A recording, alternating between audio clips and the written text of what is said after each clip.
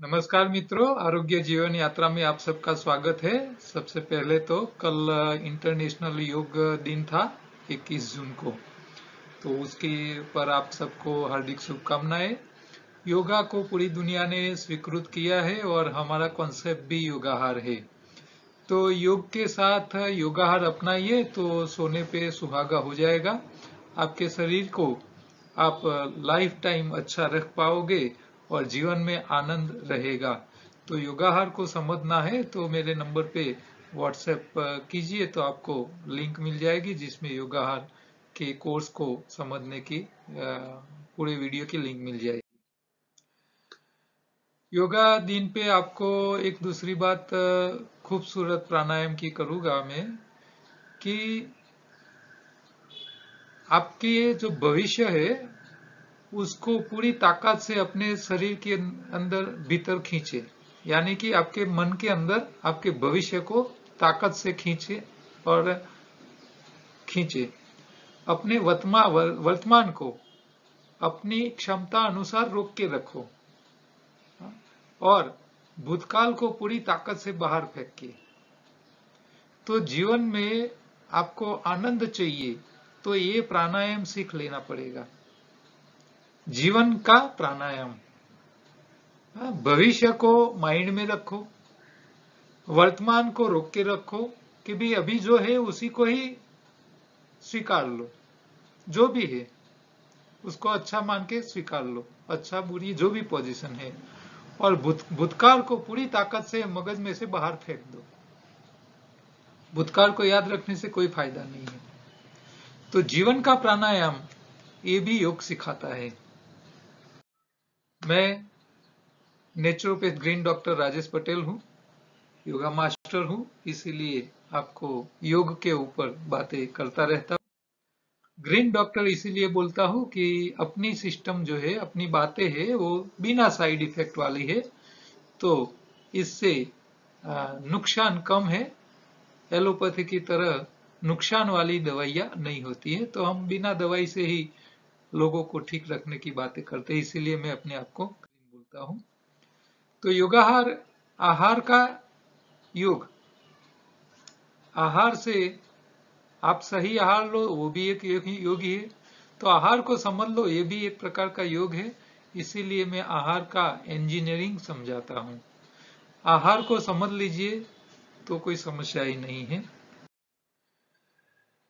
तो योगाहार क्या कहता है, आरोग्य का पंचामृत क्या है, आपको 5 बातें याद रखनी पड़ेगी, आरोग्य के साथ जुड़ी हुई है, सबको लागू होती है। एलोपैथी वाले को, योग वाले को, आयुर्वेद वाले को, नेचुरोपैथी वाले को, सबको ये कॉमन नियम लागू होते हैं। तो क्या नियम है? तो बीमारी आती क्यों है? सिंपल सा वाक्य, बिना चबाया एसिडिक यानी कि पकाया खुराक जरूरत से ज्यादा 3 टाइम खाने से और खुराक में पोषक तत्वों के अभाव से बीमारी आती है। यानी ज्यादा खाओगे तो कचरा होगा, जरूरत से ज्यादा, और रिपेयरिंग का सामान यानी कि पोषक तत्व वाला खुराक नहीं दोगे तो उसके हिसाब से, तो 2 कारण से बीमारी आती है। बीमारी नहीं आती है कच्चा यानी कि अल्कलाइन खुराक से, और पोषक तत्वों से भरपूर खुराक खाने से बीमारी नहीं आती है। अब बीमारी जाती है तो कचरा आया है, इसीलिए बीमारी आई है, तो कचरा को निकाल दो और योग्य खुराक खाइए पोषक तत्व वाला, तो दोनों काम करने से आपको बीमारी निकल जाती है। बीमारी से बचने के लिए कचरा इकट्ठा ही मत होने दो, शरीर की सफाई करते रहो, एनिमा लो, मलशुद्धि पाउडर लो, उपवास करो और पोषक तत्व वाला खुराक खाते रहिए, तो बीमारी से बचोगे। और बीमार हो तो डेयरी प्रोडक्ट छोड़ दीजिए। क्यों? क्योंकि डेयरी प्रोडक्ट का काम है कफ पित्त वायु बढ़ाने का। जो खुराक कफ पित्त वायु बढ़ाएगा वो कभी बीमारी ठीक होने नहीं देगा। तो ये 5 बातें सबको, सब पद्धतियों को लागू होते हैं, और जो लोग ठीक कर रहे हैं यही से ही ठीक कर रहे हैं। तो योगाहार को पूरा समझना है तो आपको YouTube चैनल पे जाना पड़ेगा, वहां आपको योगाहार का पूरा कोर्स है, जो सारे कोर्स के वीडियो एक एक करके देख लीजिए। उसकी लिंक चाहिए तो मेरे नंबर पे व्हाट्सएप कीजिए, आपको तुरंत मिल जाएगी। हम यहाँ योगाहार की अभी जो सीरीज चल रही है हर रोज की, इसमें हम बाबा के सवालों के ऊपर चर्चा कर रहे हैं। कल हमने 23 नंबर का सवाल की चर्चा की थी कि एलोपैथी और आयुर्वेद के आपस में झगड़े खत्म करने की फार्मा इंडस्ट्री के पास कोई दवा है तो बता दे। बाबा के पास भी दवा तो है ही, योग करा के लोगों को ये झगड़ा ठीक करा सकते हैं, क्योंकि योग करने से मन शांत होता है, सबको मान देते हैं लोग, स्वभाव बदल जाता है। एलोपैथी वाले योग करेंगे, प्राणायाम करेंगे तो अपना स्वभाव बदल जाएगा, तो फिर दूसरे की खामियां नहीं देखेंगे, उसकी अच्छाइयां देखना चालू करेंगे। तो अपने आप ये आयुर्वेद वाले और एलोपैथी वाले के झगड़े खत्म हो सकते हैं। लेकिन एलोपैथी वालों के पास ऐसी कोई दवाई नहीं है जो माइंड चेंज कर सके। लेकिन यहाँ एक कार्टूनिस्ट ने कार्टून बताया था कि भाई बाबा जब टेंशन में थे ज्यादा, सर फट जा रहा था, तो उन्होंने डिप्रेशन कम करने के लिए डिस्प्रिन मंगवा के खाई। तो ये एलोपैथी के ऊपर भी थोड़ा भरोसा रखना पड़ता है जब जरूरत पड़ती है, तो इमरजेंसी में एलोपैथी हमारे लिए। 24 नंबर का आज का जो सवाल है वो है, फार्मा इंडस्ट्री में कोरोना पेशेंट को बिना ऑक्सीजन सिलेंडर के ऑक्सीजन बढ़ाने का कोई उपाय है तो बताए। तो ऑक्सीजन लेवल क्या है, उसको कैसे बढ़ाए, कितनी उसकी चिंता करनी चाहिए, वो सारी बातें आज हम करेंगे। तो आप ऑक्सीमीटर पहले कोई पहचानता नहीं था, कोरोना आया तब से ऑक्सीमीटर, मास्क, पीपीई किट, ये सारे शब्द नए हमको सुनने मिले और चाइना वालों ने भरपूर उसका मार्केटिंग किया है। कोरोना रियल में कुदरती है या आर्टिफिशियल है वो भी कोई पता नहीं कर पाया है, सही क्या है हमको भी पता नहीं है। लेकिन उन लोगों ने कोरोना के नाम से लोगों को इतना डराया WHO के साथ से कि ऑक्सीमीटर भी लोगों ने परचेज कर लिए, पीपीई मास्क भी ले, पीपीई किट भी ले ली, और मास्क भी इतने बेच दिए, और साथ साथ में लॉकडाउन करवा लिया। और लॉकडाउन कराने के बाद जब स्कूलें बंद करवा दी तो बच्चों को घर बैठे पढ़ाई करने के लिए मोबाइल भी बेच दिए। तो चाइना वालों की इकोनॉमी कोरोना में बूस्ट हुई है। उन लोगों ये बहुत होशियार लोग हैं, वो लोगों को इसी तरह करते हैं कि अपना बिजनेस बन जाए, बढ़ जाए। तो ऑक्सीमीटर क्या करता है उसका एक एग्जांपल आपको देता हूँ। एक भाई खुद दुकान वाले थे दवाई के, पेपर में आया था उनकी बात। तो खुद दवाई वाले थे, डॉक्टर दवाई बेचते थे, तो उन्होंने अपना लेवल ऑक्सीमीटर से मापा और उसका लेवल ऑक्सीमीटर ने गलत बताया, 80 से कम बताया। वो भागते हुए हॉस्पिटल घुस गए कि मेरा ऑक्सीजन लेवल कम हो गया है। डॉक्टर ने तुरंत उसको आईसीयू में भेज दिया, मास्क लगा दिया, दवाई दे दी और सारी ट्रीटमेंट चालू कर दिया। फिर बाद में उसको पता चला कि ये मीटर गलत था रात को, और ये पूरे एक दिन एडमिट हो गए हॉस्पिटल में, उनका 80 से 90 हजार रुपया का बिल हो गया उसका। तो ये मीटर जो होते हैं वो जो बताते हैं, एक आपका मीटर मान लो गलत बता रहा है तो आपको दूसरा चेक करना, क्रॉस टैली करना जरूरी है। और सबसे पहले तो ये कि आपको ब्रीदिंग में, श्वासोश्वास में कोई दिक्कत नहीं है तो ये मीटर कुछ भी बता दे, आपको टेंशन लेने की जरूरत नहीं है। पहले तो ये समझ लो आप।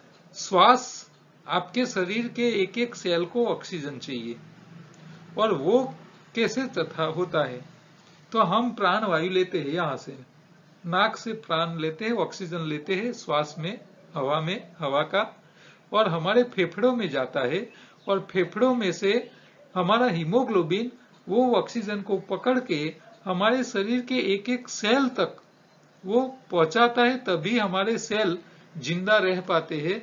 और हमारे सेल को जिंदा रहने के लिए एनर्जी चाहिए, यानी कि ग्लूकोज चाहिए। वो ग्लूकोज और ऑक्सीजन दोनों सेल में जाते हैं, वो बर्निंग होते हैं, उसकी शक्ति मिलती है, उससे हमारा सेल जिंदा रहता है। हाँ, हमारा सेल जिंदा रह पाता है उसी के कारण। तो ऑक्सीजन और कैलोरी दोनों हमारे शरीर को चाहिए, एक एक सेल को चाहिए, एक एक टिश्यू को चाहिए, हर एक ऑर्गेन को चाहिए। आपके हृदय को काम करना है, दबक दबक दबक करना है, तो उसके मसल को काम करने के लिए क्या चाहिए? ऑक्सीजन भी चाहिए, और क्या चाहिए साथ में? कैलोरी भी चाहिए, ताकत भी चाहिए, ग्लूकोज भी चाहिए, शक्ति। हम ग्लूकोज एक नाम दिया है हमने कैलोरी का। हाँ, ग्लूकोज एक कैलोरी का स्रोत है, शक्ति है। जैसे कोयला से रेलवे चलती है, पेट्रोल से गाड़ी चलती है, तो इसी तरह हमारे शरीर को ग्लूकोज चाहिए, जो सबसे एनर्जी का सबसे सिंपल फॉर्मेशन है। फिर ग्लूकोज से आगे है कार्बोहाइड्रेट है, प्रोटीन है, चर्बी है, वो सारे कॉम्प्लेक्स मोड वाले है, कॉम्प्लेक्स है, वो जरा हैवी है, उसको जरा बर्न करना में थोड़ी दिक्कत रहती है, तो शरीर सब उसको ट्रांसफर करती है। आप चर्बी खाते हो तो चर्बी को भी एनर्जी में कन्वर्ट करना है, तो उसको ट्रांसफर करना पड़ता है ग्लूकोज में, तभी हमारा सेल उसको यूटिलाइज कर पाता है।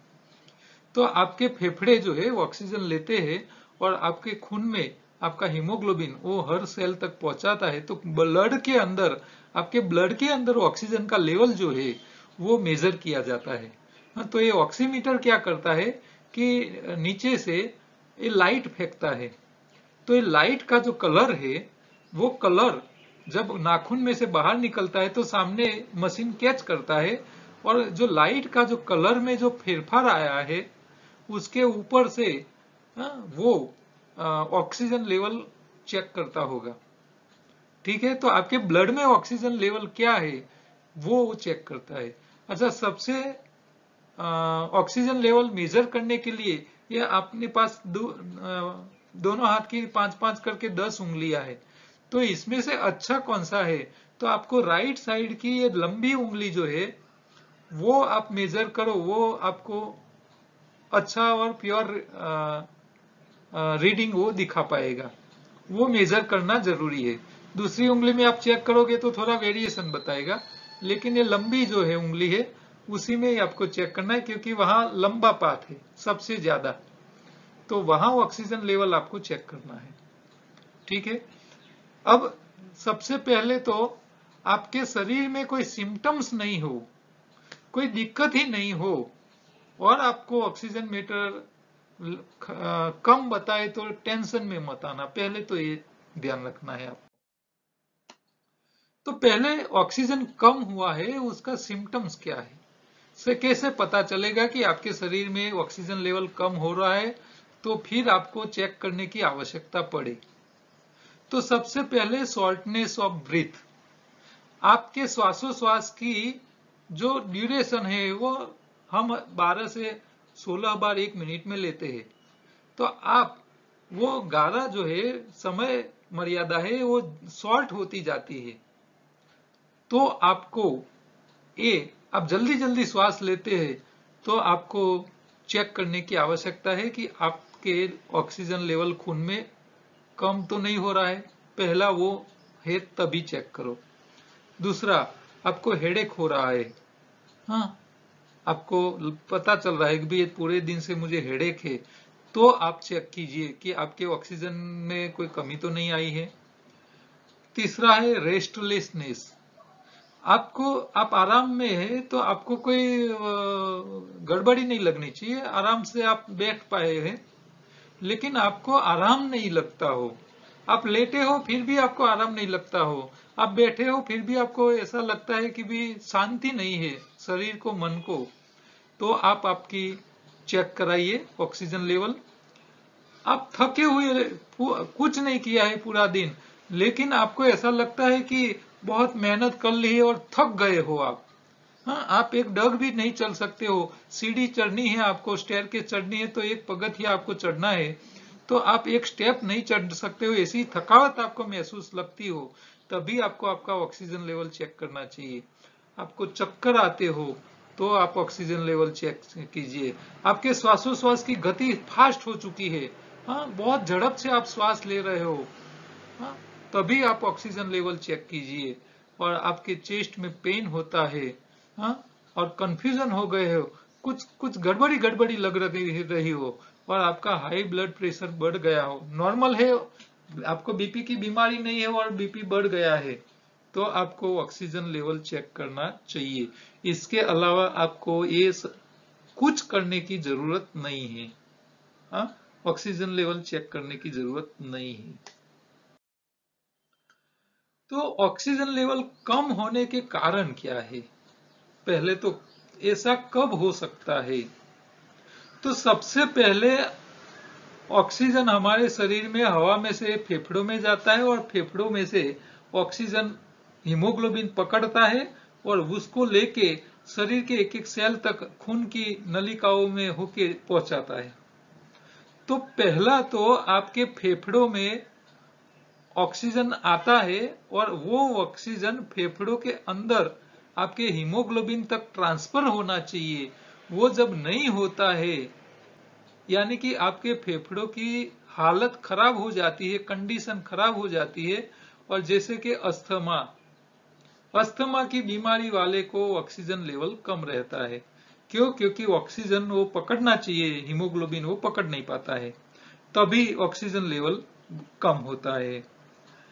दूसरा, आपके फेफड़ों में वातस्फीति यानी कि वायु प्रकृति बढ़ गई हो, तो यहाँ क्या होता है कि ये छोटे छोटे होल होते हैं फेफड़ों के अंदर, तो ऑक्सीजन का एटम वो होल के अंदर जाता है, ऐसे गोल राउंड शेप के स्पीयर के, गोल बॉल जैसे छोटे छोटे स्पीयर होते हैं, इसके अंदर ऑक्सीजन जाता है। तो इसके अंदर जब वायु प्रकृति बढ़ जाती है, तभी आपको ऑक्सीजन लेवल कम दिखाता है। हाँ, फेफड़ों में जब कफ जमा हो जाता है चारों साइड, जो लेयर है फेफड़ों की, जो फुग्गा जैसा होता है, और फुग्गे के अंदर चारों साइड कफ जमा हो जाता है, कफ का लेवल बढ़ जाता है, तो ऑक्सीजन अंदर जाने के रास्ते जो खिड़कियां है, हाँ, वो खिड़कियां जाम हो जाती है, बंद हो जाती है, तो ऑक्सीजन अंदर जाना कम हो जाता है, तभी आपका लेवल कम होता है। दूसरा, आप बहुत ऊंची पहाड़ियों पे, माउंटेन, माउंट एवरेस्ट है, जैसे हिमालय की जो पहाड़ियां है ऊंची ऊंची, वहां एयर में ही ऑक्सीजन कम है, हवा में ही ऑक्सीजन कम होता है, तब आपके शरीर का ऑक्सीजन लेवल कम हो जाता है। हाँ, ये जो ऊंची पहाड़ियों पे जाने वाले पर्वतारोहक होते हैं, वो महसूस करते हैं, वहां जाके चेक करते हैं अपने ऑक्सीजन लेवल को, तो उनका लेवल करीब 50-60 तक गिर जाता है। क्यों? क्योंकि हवा में ऑक्सीजन बहुत कम हो जाता है, तो उसको ऑक्सीजन सिलेंडर लेके भी जाना पड़ता है कई बार। ठीक है। दूसरा कारण है स्ट्रॉन्ग पेन मेडिकेशन। आप जब ज्यादा पेन किलर खाते हो, हाँ, और पूरी जिंदगी आप पेन किलर खाते रहते हो, तभी आपका ऑक्सीजन लेवल कम हो सकता है, तो वो भी एक कारण हो सकता है। और आप डीप स्लीपिंग में होते हो, आप गहरी गाढ़ी नींद में है, उस टाइम आप आपका ऑक्सीजन लेवल मापोगे न, तो भी कम हो सकता है। माइंड जब बंद हो जाता है, हाँ, गहरी नींद में जब आप स्वप्न देखते हो, तो उस टाइम आपका लेवल बढ़ा हुआ होता है, लेकिन आपको स्वप्न भी नहीं है, ऐसी पोजीशन में डीप ब्रीदिंग इसी को बोलते हैं। हाँ, कई बार क्या होता है, हम पहले नींद ले लेते हैं, डीप नींद, शुरू की जो नींद होती है 2-3-4 घंटे की, 10 बजे आप सो गए, तो शुरू के 4 घंटे जो होते हैं वो deep breathing, deep sound sleep होती है, एकदम डीप स्लीप होती है, उस टाइम आपका लेवल कम होता है।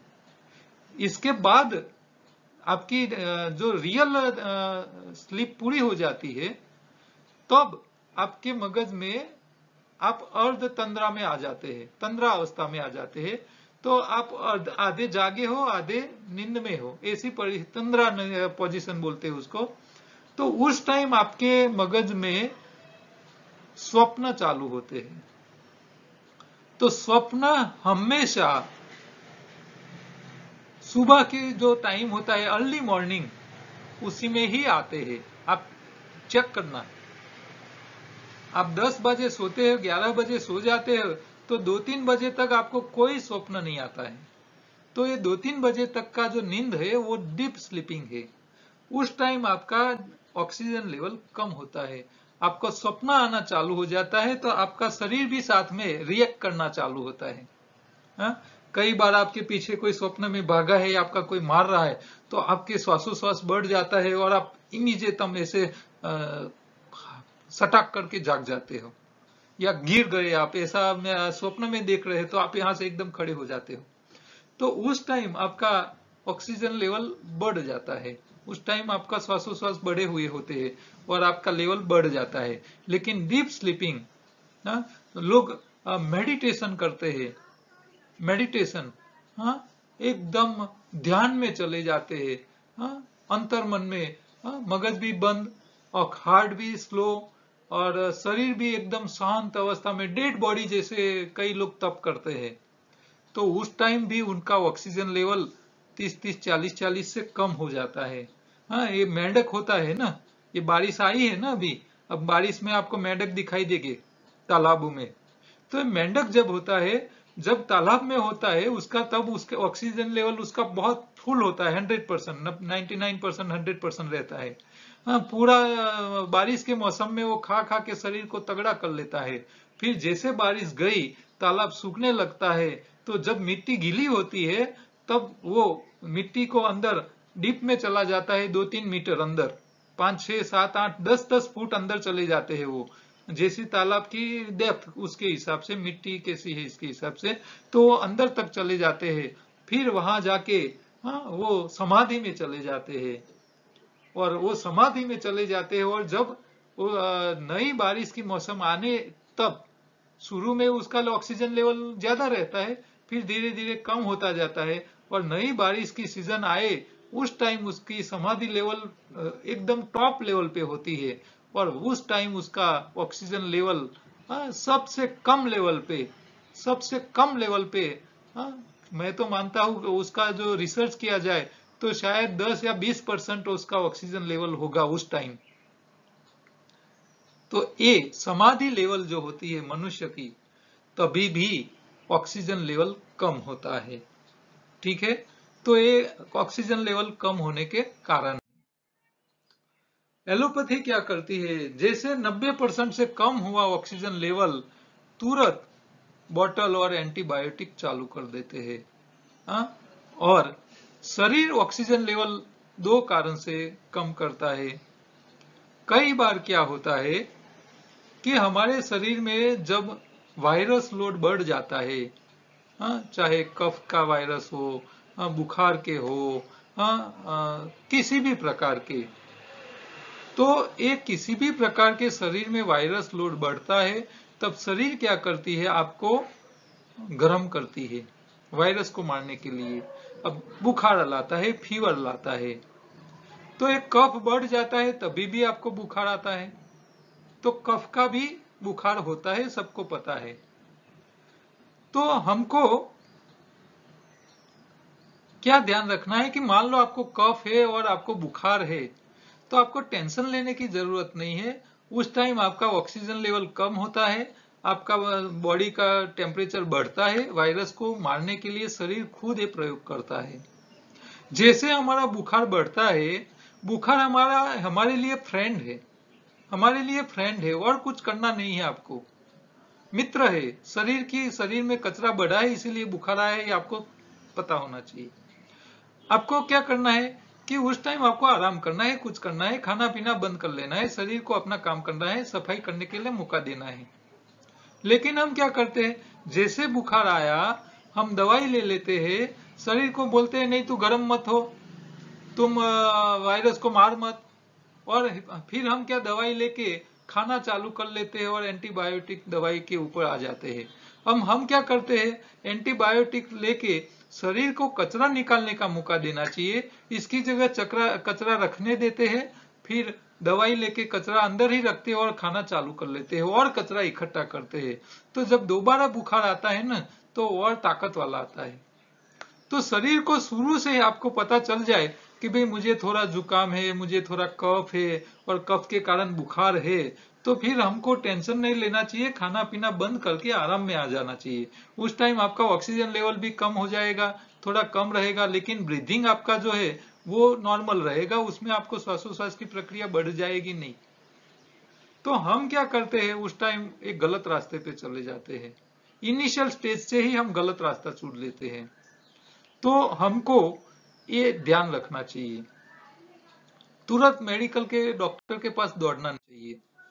ठीक है, तो आपको उस टाइम क्या करना है, धीरे से शांति से डीप ब्रीदिंग करना है, खाना पीना बंद कर लेना है, उपवास कर लेना है, और आयुर्वेद ने तो लंघनम परम औषधि बताई है। हाँ? तो ये सिंपल सा।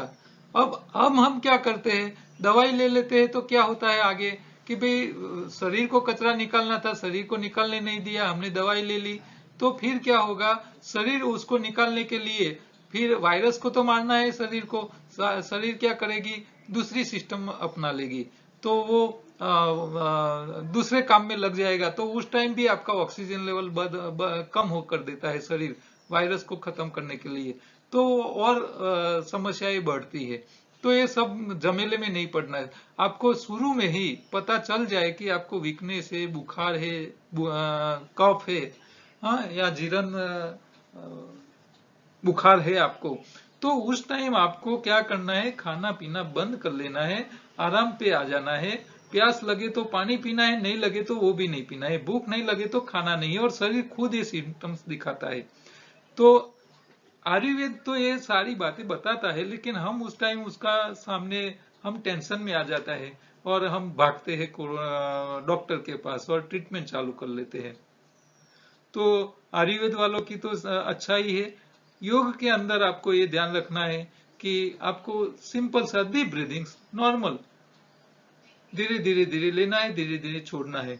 उस टाइम आपको योगा नहीं करना है, एक्सरसाइज नहीं करनी है, ये ध्यान रखना है। हाँ, आपका ऑक्सीजन लेवल कम हो तो उस टाइम आपको एक्सरसाइज नहीं करनी चाहिए। आपको कपालभाति या ज्यादा स्ट्रेस पड़े या ज्यादा शक्ति खर्च हो जाए, ऐसे कोई कोई प्रैक्टिस नहीं करनी चाहिए। तो योग के अंदर आपको सिंपल आराम करना है और डीप ब्रीदिंग करना है। और आयुर्वेद तो क्या बताता है कि भी आपको सिंपल कुछ करना नहीं है, आराम करो, भूख लगे तो खाओ, प्यास लगे तो पियो। और शरीर तो जब शरीर में कचरा निकालने का काम करती है, उस टाइम आपको नहीं प्यास लगाएगी नहीं भूख लगाएगी। तो सिंपल सा, टेंशन में आए बिना आराम पे आ जाना है। तो ये वायरस लोड बढ़ता है तभी जब कचरा बढ़ता है। शरीर को साफ करने का मौका दीजिए, कुछ करना नहीं है। तो ये कोरोना में कुछ करने की जरूरत नहीं थी, ये लॉकडाउन करने की जरूरत नहीं थी, कुछ नहीं, लोगों को इतना ही सिखाने की जरूरत है। आपको कुछ समस्या है, आप तुरंत खाना पीना बंद कर लो, एक दिन निर्जला कर दो, उपवास कर लो, दूसरे दिन ठीक हो जाओगे। भाग दौड़ मत करो। हाँ, ये कोरोना काल में हमको भी जीरण बुखार आया था। हमको पता चला कि आज बॉडी टेम्परेचर दिख रहा है, मैंने चेक किया 9900 के आसपास दिखने लगा। तो मुझे पता चल गया कि शरीर में कचरा बढ़ गया है, शरीर में कोरोना कहीं से आया लगता है, क्योंकि कोरोना तो सब जगह पहुंच गया था।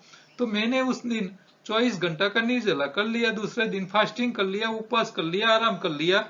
मैं अपने आप ठीक हो गया। और मैं भाग के डॉक्टर के पास गया होता तो मुझे दवाई दे देते और एंटीबायोटिक दे देते और फिर तीनों टाइम खिलाना चालू कर लेते, या तो खिलाना, कचरा और बढ़ाने का और एंटीबायोटिक देने का और शरीर की सिस्टम को गड़बड़ी कर लेने का। तो ये तरीका नहीं है। आप सिंपली वैसे सीधे अच्छे हो सकते हो, तो ऐसी क्यों भागदौड़ करने की जरूरत है।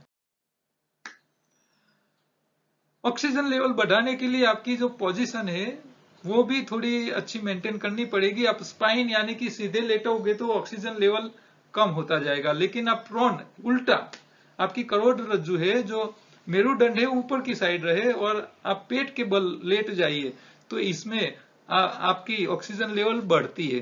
क्योंकि आप ऐसे लेवल में से होने से क्या होता है कि आपकी करोड़ सीधी होती है ऊपर की तरफ, तो आपका जो पेट होता है वो पेट करोड़ के नीचे लटकता है। तो फेफड़े में जो हवा जाती है वो पेट के भाग तक अंदर जा सकती है। आपके फेफड़ों के तो हड्डियों का पिंजरा है, तो वो तो बड़ा हो नहीं सकता, लेकिन आपकी करोड़ रज्जु के साथ आपके पेट के स्नायु भी चिपके हुए हैं। तो आप मेरुदंड ऊपर रखते हो तो आपका जो पेट का हिस्सा है वो नीचे लबड़ता है, लटकता है। तो लटकने से क्या होता है, जो फेफड़ों में आवाज आती है वो अंदर तक, फेफड़े अंदर की, पेट की अंदर की तरफ भी फैल सकते हैं। तो ये प्रोन पोजीशन आपके फेफड़ों को ज्यादा एक्सटेंड कर सकता है, इसीलिए आपका ऑक्सीजन लेवल बढ़ता है। तो ये सिंपल सी ट्रिक है योग के अंदर कि भी आपकी पोजीशन बदल लीजिए। इसके अलावा दूसरे ये भी पोजीशन है कि आपको बार बार उसको ऐसे उलट सुलट करते रहने हैं। हाँ, और आपको ऐसे 30 डिग्री भी थोड़े झुक के बैठोगे तो भी आपका ऑक्सीजन लेवल थोड़ा आप बढ़ा सकते हो। तो ये पोजीशन है शरीर की, वो आप ध्यान में रख सकते हो जब आपका ऑक्सीजन लेवल कम हो और आपको कफ और है शरीर में, तो उस टाइम आप ऐसे पोजीशन को थोड़ा अच्छा रख के शरीर को जल्दी ठीक कर सकते हो। योगाहार में तो क्या है कि समाधान है अपना यही है कि अपने शरीर में ऑक्सीजन लेवल कम रहता है तो खान पीन में ही ध्यान रखना है, आपके शरीर में कचरा निकालना है, और अच्छा रिजल्ट चाहिए तो खाना पीना बंद कर लो 1-2 दिन के लिए। योगाहार तो यही सिखाता है कि भी कचरा बढ़ गया है तो खाना बंद कर लीजिए, हम तो यही बातें सिखाते हैं। आपको कुछ भागम दौड़ करने की जरूरत नहीं है, ठीक है। और इतना ज्यादा समस्या नहीं है तो आप 3 में से 1 टाइम खाना छोड़ दीजिए, 2 ही टाइम खाइए, आधा से ज्यादा कच्चा खाइए, आधा से कम पकाया खाइए। तो यही योगाहार में आपको दैनिक दिनचर्या में फॉलो करना है। यानी मान लें कि आंतों की सफाई कर लेनी है, क्योंकि आंतों में कचरा इकट्ठा हुआ इसीलिए तो शरीर में गंदगी बढ़ी है, कफ बढ़ रहा है, वायरल्स बढ़ रहे हैं, तो ये गंदगी निकाल दीजिए। और हरी पत्तियों के रस पिए जो शरीर में खून और न्यूट्रिशन ज्यादा देते हैं। तो हीमोग्लोबिन बढ़ाता है हमारा हरी पत्ता। तो वो आपको योगाहार में तो ऑक्सीजन लेवल बढ़ाने के लिए पकाया खाना बंद कर लेना है, डेयरी प्रोडक्ट छोड़ देनी है, ठीक है। तो आपको जल्दी रिकवरी आती है।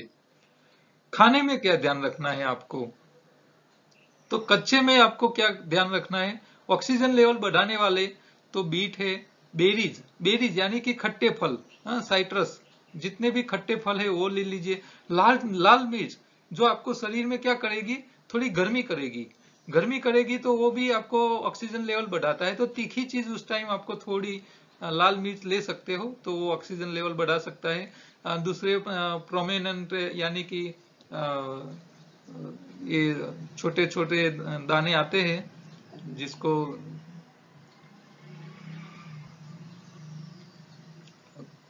गार्लिक भी है तो वो भी आप ले सकते हो। वॉलनट्स जो है वो भी आपके खुराक में अब बढ़ाइए तो वो आपके ब्लड सर्कुलेशन बढ़ाएंगे तो ऑक्सीजन लेवल बढ़ सकता है। आपका ऑक्सीजन लेवल कम है उस टाइम आपको एडेड शुगर नहीं लेनी चाहिए, रिफाइंड शुगर नहीं खानी चाहिए, और चर्बी, ट्रांस फैट यानी कि गर्म की हुई, उबाली हुई, फ्राई की हुई चर्बी आपको उस टाइम नहीं खानी चाहिए, क्योंकि वो शरीर में जाके शरीर उसको प्रोसेस नहीं कर पाएगी और फिर समस्या, कचरा बढ़ेगा। तो उस टाइम आपको इससे बचना है खान पीन में। तो ये सारी चीजें आप खान पीन में थोड़ी ध्यान रखनी है।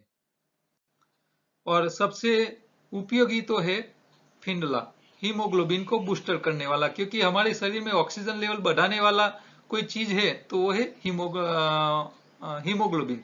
और हीमोग्लोबिन जितना अच्छा नेचुरल, इतना ऑक्सीजन लेवल बढ़ेगा, क्योंकि फेफड़ों से ऑक्सीजन को पकड़ के हमारे सेल तक पहुंचाने की जिम्मेदारी हीमोग्लोबिन की है, ठीक है। तो हीमोग्लोबिन को बूस्ट करने के लिए फिनला सबसे अच्छा है। तो आपके शरीर में ऑक्सीजन लेवल कम रहता हो तो आप फिनला का प्रयोग कर सकते हो, ठीक है। तो ये सारे ऑक्सीजन लेवल बढ़ाने के लिए अद्भुत तरीके हैं। योगाहार में आपको शरीर सफाई, शरीर का खुराक और सावधानी, ये 3 बातों पे ही ध्यान रखना है। और इसका ये पूरा चार्ट है जो एक एक चीज को शो करता है। तो आप ये हर एक मुद्दे को समझ लीजिए और शरीर में कैसे हमारा मेंटेन करना है, वो सारी बातें आप योगाहार के पूरे कोर्स को पढ़ लीजिए, देख लीजिए, मुफ्त में है, आप घर बैठे सारे देख सकते हो। तो मेरे नंबर पे व्हाट्सएप कीजिए, आपको योग पूरा कोर्स का लिंक मिल जाएगा। तो ये हर चीज आपको ध्यान में रखनी जरूरी है। हमारी योगाहार की ई बुक अवेलेबल है अमेजोन की पे, और फूड विथ लाइफ की दूसरी हमारी यूट्यूब चैनल है जिसके ऊपर आपको अच्छी खाने पीने की चीजें मिल जाएगी, तो वो भी आप देखते रहिए। और ये छोटा सा मैसेज आप कहीं कुछ प्रिंट करवाते हैं तो करवाइए, जिससे लोगों का भला होगा। कल आगे दूसरे प्रश्नों के ऊपर चर्चा करेंगे। और मेरी बातें आपको अच्छी लगती है तो मेरे वीडियो को आप शेयर कीजिए, यूट्यूब चैनल को लाइक कीजिए और सब्सक्राइब कीजिए और दूसरे को भेजते रहिए। कल दोबारा मिलेंगे, तब तक नमस्कार।